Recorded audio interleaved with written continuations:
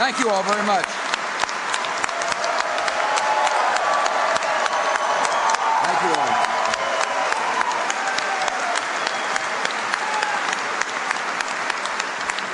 Please be seated. Go ahead.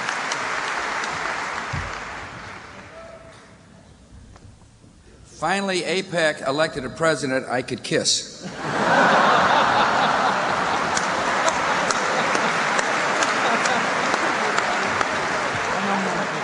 I'm honored to be here at AIPAC. Thank you for such a warm welcome. It's good to be with so many friends, friends of mine, and friends of Israel.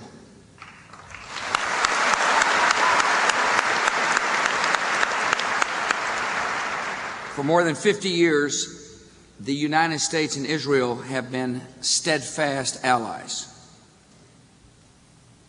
AIPAC is one of the reasons why.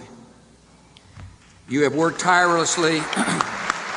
You've worked tirelessly to strengthen the ties that bind our nations, our shared values, our strong commitment to freedom.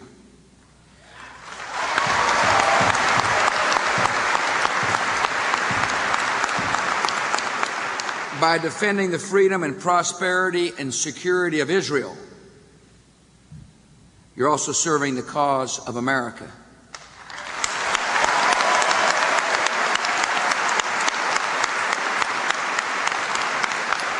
Our nation is stronger and safer because we have a true and dependable ally in Israel.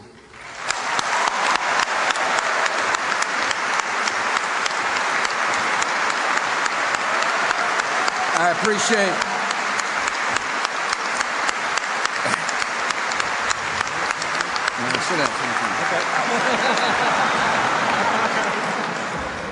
I'm just getting warmed up. I want to thank Amy for her leadership. I appreciate you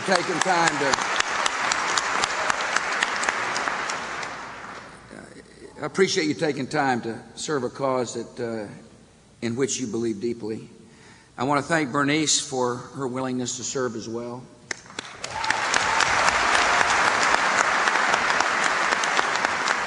I've known Howard for a long time. He's effective.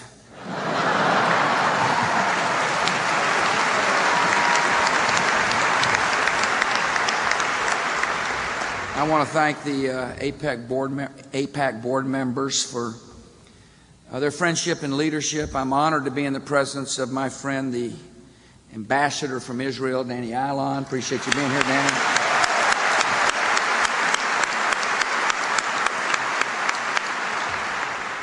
Ehud Olmert is with us. Ehud, good to see you again. Thank you, sir. I remember the first time we visited in 1998. I had just been reelected as the governor of Texas. I went to Israel, and Ehud welcomed me and 3 other governors to, I guess, your office. You were the mayor, if I'm not mistaken, at that point in time, and you were focused on filling potholes and emptying the garbage of the people. But we struck up a good relationship then, and it's great to see you again. I appreciate the other ministers who are here, some of whom I have met before, some of whom I have had not the honor of meeting. I know I've met Tommy before. Appreciate you all being here. Welcome to America. Thank you, Tommy.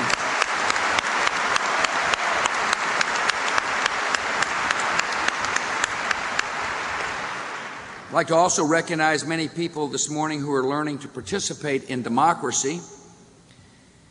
I'm told there are over 850 students here from 50 states.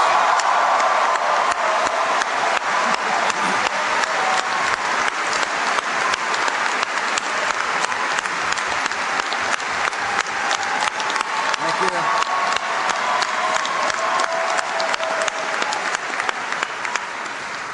Just make sure the Texas students behave well.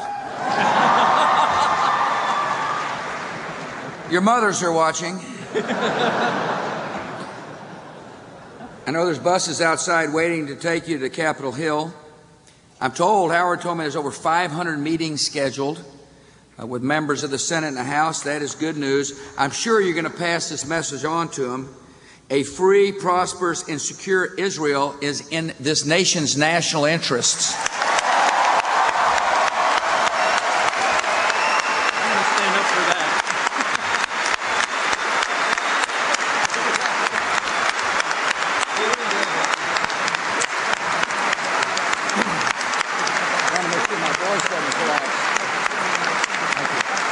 Thank you all.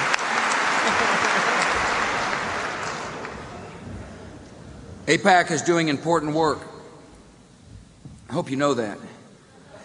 In Washington and beyond, AIPAC is calling attention to the great security challenges of our time.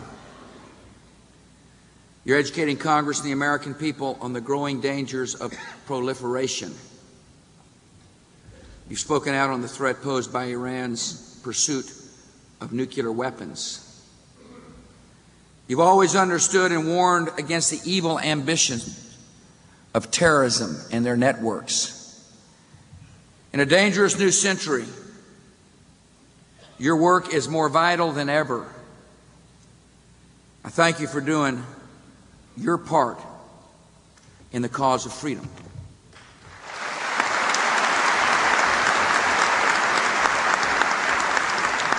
Our nation and the nation of Israel have much in common. We're both relatively young nations, born of struggle and sacrifice. We're both founded by immigrants escaping religious persecution in other lands. We have both built vibrant democracies, built on the rule of law and market economies. And we're both countries founded on certain basic beliefs: that God watches over the affairs of men and values every life.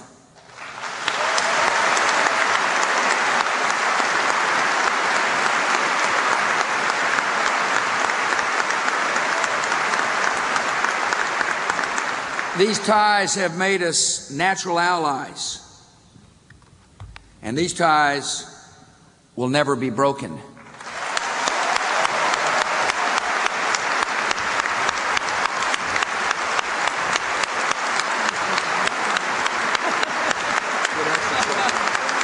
right.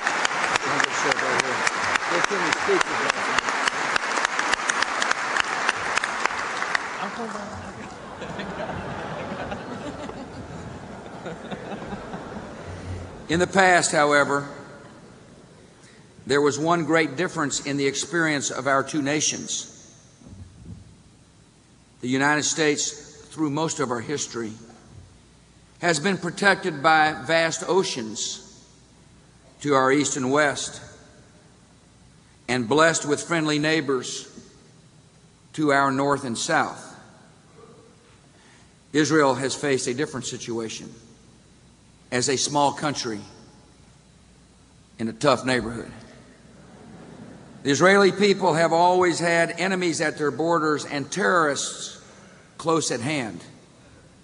Again and again, Israel has defended itself with skill and heroism.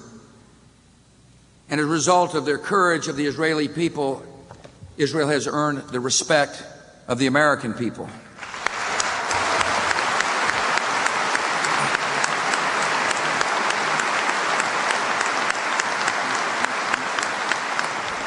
On September the 11th, 2001, Americans saw that we are no longer protected by geography from the dangers of the world. We experienced the horror of being attacked in our homeland, on our streets, and in places of work. And from that experience came an even stronger determination, a fierce determination to defeat terrorism and to eliminate the threat it poses to free people everywhere.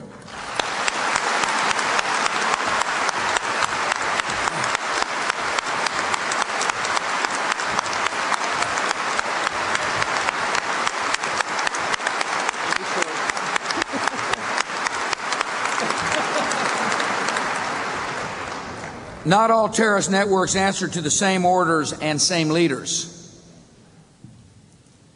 but all terrorists burn with the same hatred. They hate all who reject their grim vision of tyranny. They hate people who love freedom. They kill without mercy. They kill without shame. And they count their victories in the death of the innocent. We saw the nature of this enemy again in recent days when terrorists in Iraq beheaded an American citizen, Nicholas Berg. The message that accompanied the videotape of this brutal slaying promised more such atrocities. Here's what the killer said: "We will send you coffin after coffin, box after box, slaughtered in this way." The faces of the terrorists were cloaked, but we have seen their kind before. Followers of the terrorist ideology executed an elderly man in a wheelchair, Leon Klinghoffer, and pushed his body off the side of a ship into the sea. They kidnapped the journalist Daniel Pearl and cut his throat because he was a Jew. This enemy has left blood on the streets of Jakarta and Jerusalem, Casablanca and Riyadh, Mombasa and Istanbul, Bali, Baghdad, and Madrid. They have declared war on the civilized world. And war is what they got.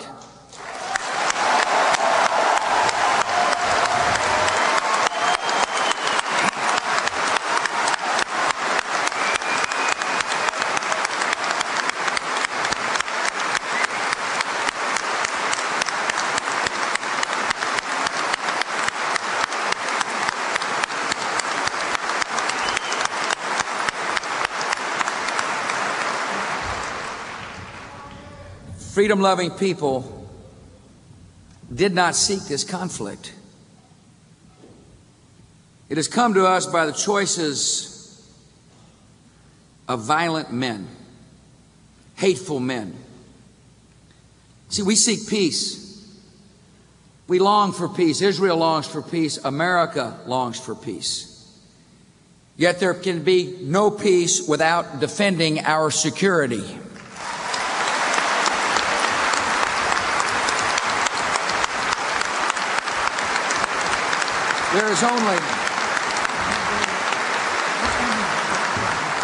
There is only one path to peace and safety.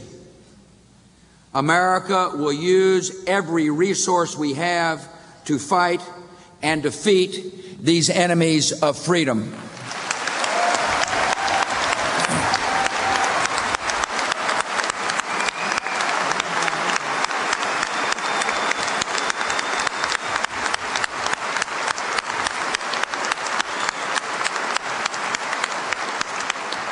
The lesson of September the 11th is clear and must never be forgotten. Emerging terrorist threats must be confronted before they can reach our country and harm our people. Every terrorist is at war with civilization, and every group or nation that aids them is equally responsible for the murders that the terrorists commit.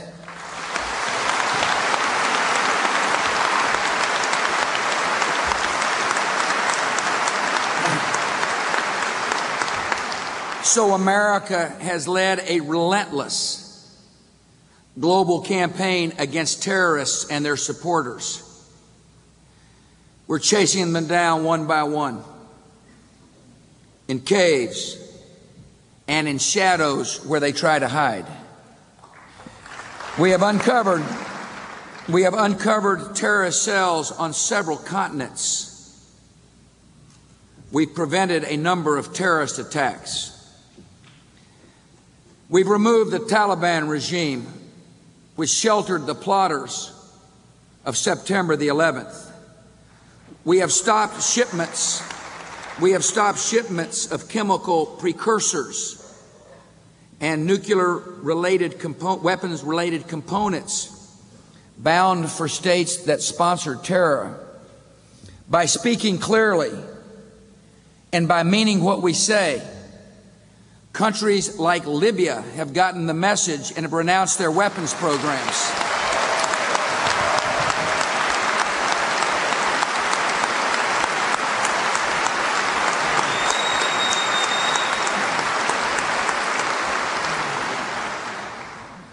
And for the sake of peace and security, we ended the regime of Saddam Hussein.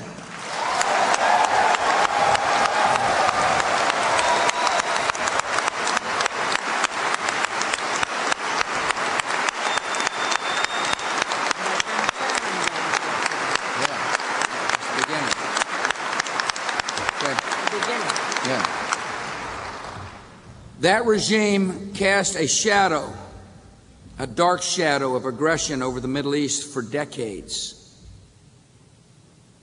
They invaded both Iran and Kuwait. The regime built and used weapons of mass destruction against its neighbors and its own people.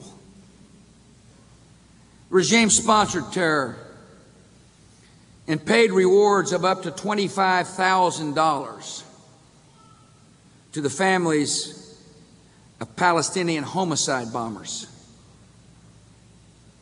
That regime filled mass graves with innocent men, innocent women, and innocent children.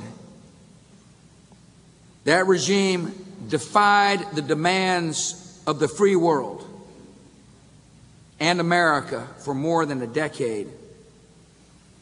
And America is more secure and the world is better off because that regime is no more.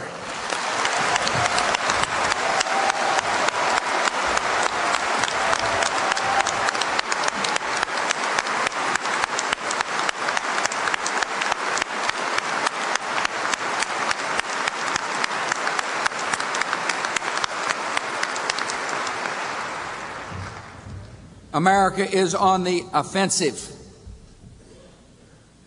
and we will stay on the offensive until the terrorists are stopped and our people are safe.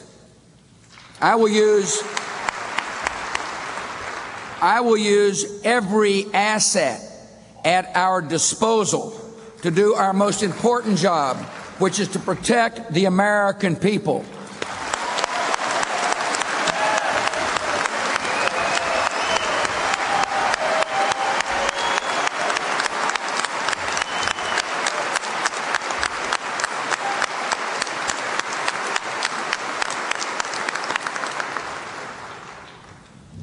And that includes the United States military. We have come to know the skill and the courage of the men and women of the United States military.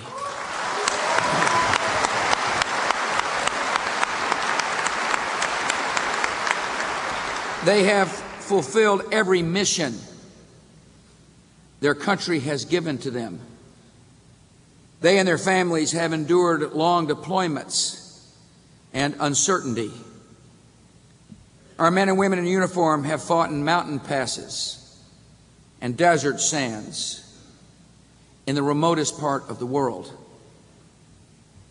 They've lost brave friends and comrades who will always be remembered and honored by a grateful nation. They have done all this.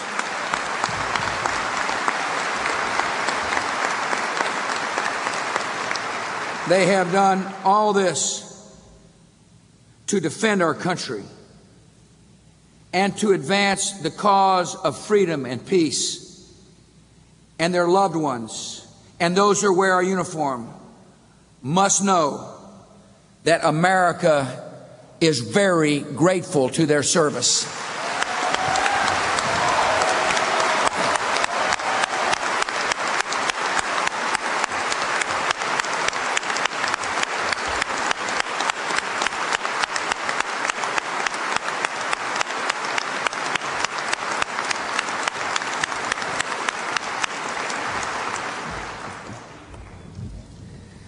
The peace we seek depends on defeating the violent. Yet we also have a larger mission in the world. In the long term, we must end terrorist violence at its source by undermining the terrorist ideology of hatred and fear. Terrorists find influence and recruits in societies where bitterness and resentment are common, and hope and opportunity are rare. The world's best hope for lasting security and stability across the Middle East is the establishment of just and free societies. And so across that vital region, America is standing for the expansion of human liberty. This historic task is not easy in a part of the world that has known so much oppression and stagnation and violence. It's hard work. Yet we must be strong in our firm belief that every human heart desires to be free. We must be strong in our belief that free societies are hopeful societies and peaceful societies.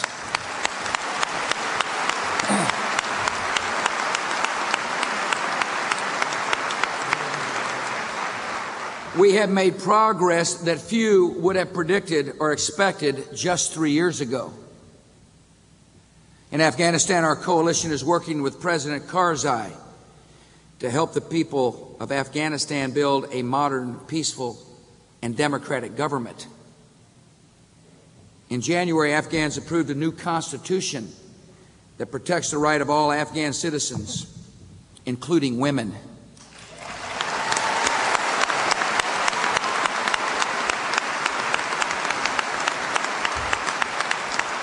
Through weeks of negotiation and compromise, they agreed upon a fundamental law that respects tradition and establishes a foundation of modern political rights, including free speech, due process, and a vote for every citizen. We're making progress. In Iraq, Saddam's brutal dictatorship is gone, and in its place, an Iraqi democracy is emerging. Iraqi leaders have signed a transitional administrative law that will guarantee basic freedoms. Iraq now has an independent judiciary, a free market, a new currency, more than 200 newspapers in circulation, and schools free of hateful propaganda.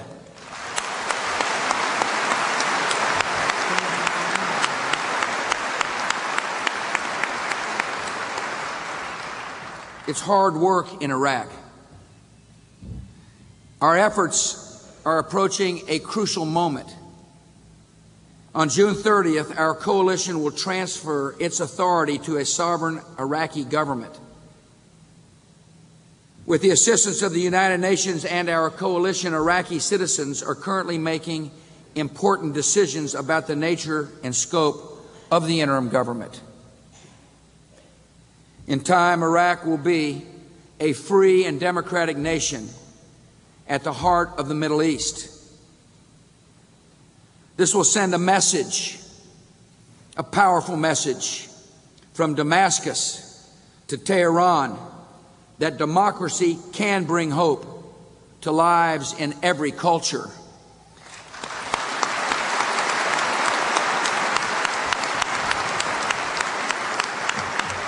And this advance of freedom will bring greater security to America and to the world. These are historic times.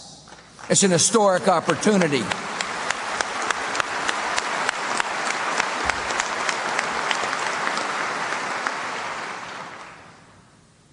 Yet as June 30th approaches, the enemies of freedom grow even more desperate to prevent the rise of democracy in Iraq. That's what you're seeing on your TV screens. Desperation by a hateful few. People who cannot stand the thought of free societies in their midst. They're targeting brave Iraqis who are leading toward democracy, such as Izzeldin Salim, who was assassinated in Baghdad yesterday. They're murdering Iraqi policemen who stand as symbols of order. They're killing foreign aid workers who are helping to rebuild Iraq. They're attacking our military. Their goal is to undermine the will of our coalition and the will of America, and to drive us out before our mission is complete. They're not going to succeed. They will not shake the will of America.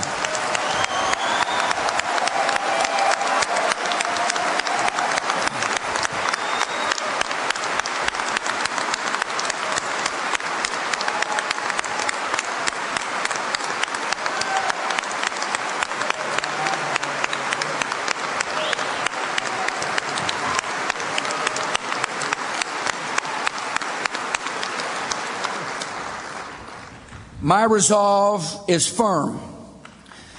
The resolve of the American people is solid. Our military is skilled. Spirits are high. They are determined to succeed. We understand the stakes are high for America and for the world. We will not be intimidated by thugs and assassins. We will win this essential, important victory in the war on terror.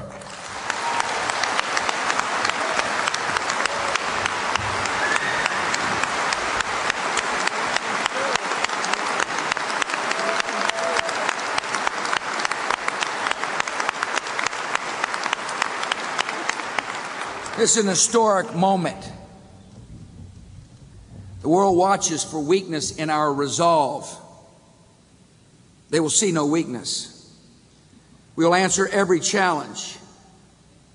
U.S. Army soldiers and Iraqi security forces are systematically destroying the illegal militia in the south of Iraq.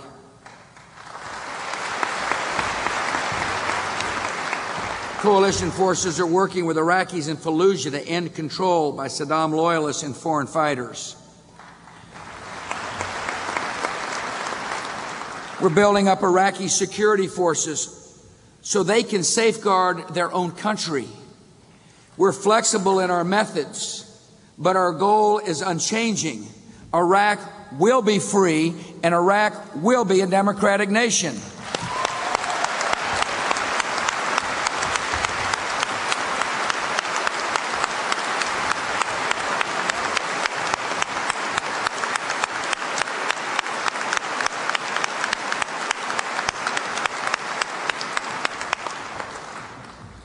Freedom is also at the heart of our approach to bringing peace between Israel and the Palestinian people. The United States is strongly committed, and I am strongly committed to the security of Israel as a vibrant Jewish state.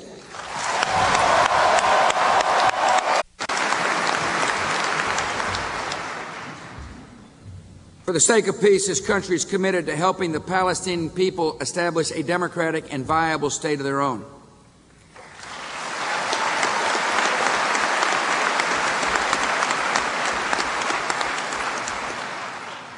Israel needs a truly responsible partner in achieving peace.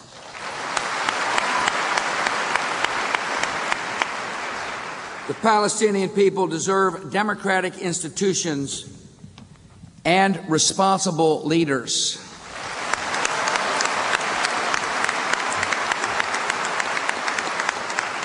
Progress toward this vision creates responsibilities for Israel, the Palestinian people, and Arab nations.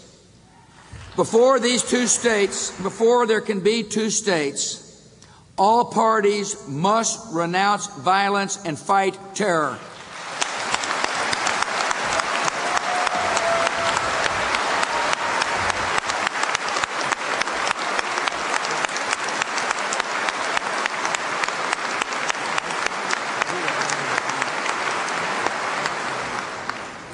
Security is the foundation for peace.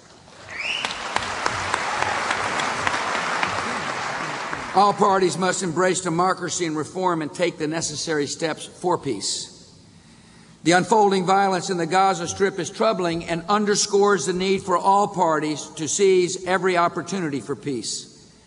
I supported the plan announced by Prime Minister Sharon to withdraw military installations and settlements from Gaza and parts of the West Bank. As I said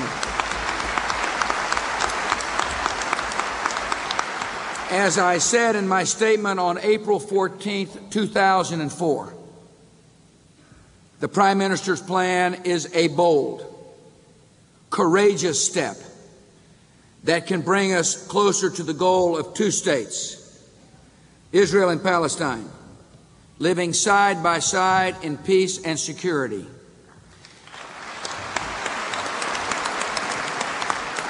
The Prime Minister's decision has given the Palestinian people and the free world a chance to take bold steps of their own toward peace. First, the Palestinian people must reject corrupt and failed leaders and insist on a leadership committed to reform and progress and peace.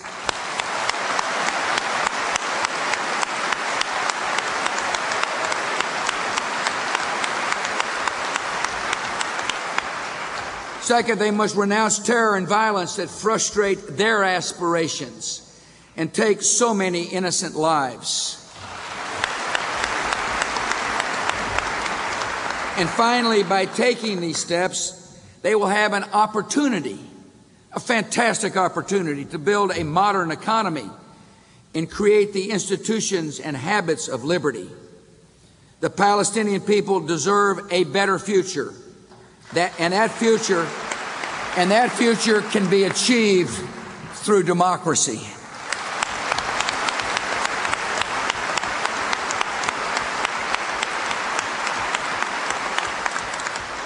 Many in this room have worked and waited a lifetime for peace in the Holy Land. I hear that deep concern for peace. Our vision is a Middle East where young Israelis and Palestinians can play and learn and grow without living in the shadow of death.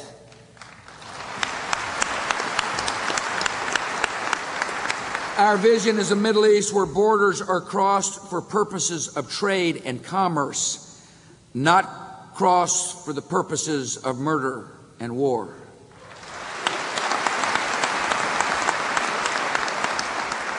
This vision is within our grasp if we have the faith and the courage and the resolve to achieve it.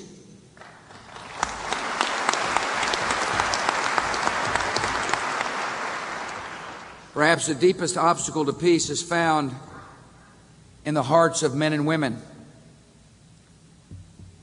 The Jewish people have seen over the years and over the centuries that hate prepares the way for violence.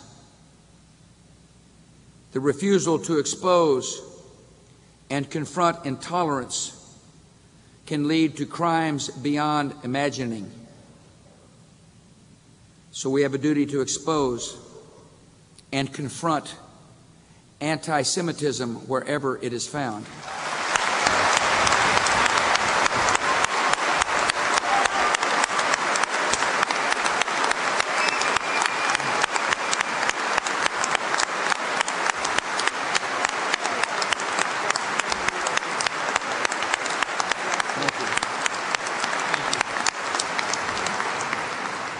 Some of you attended a very important event in Berlin last month,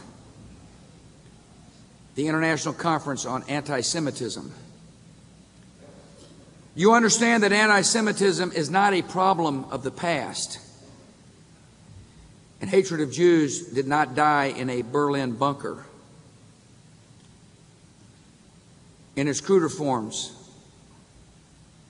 It can be found in some Arab media, and its government will continue to call upon Arab governments to end libels and incitements.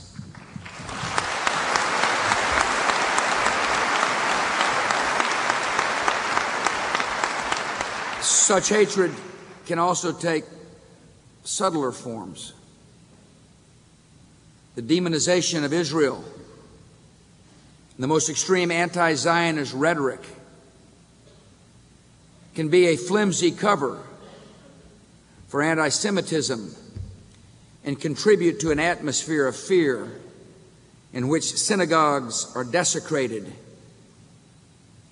people are slandered, folks are threatened.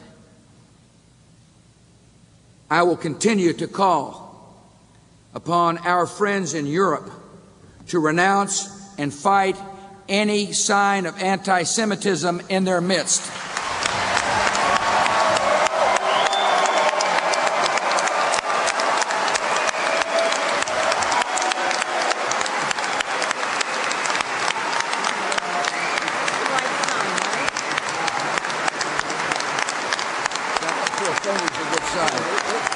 There's 100 European schools here.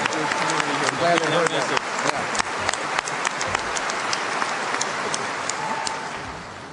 We are living through historic times. We are called to do important work in the world. We will stand together against bigotry in every land and every language. We will answer violent men with patient, determined justice. We will expand human freedom and the peace that freedom brings. And by our resolve and by our courage, we will prevail. I want to thank you. I want to thank you for your dedication to the security of America and to the safety of Israel. I want to thank you for your warm hospitality today. May God bless America. May God bless Israel. Thank you for coming. Thank you all for your time. Thank you all.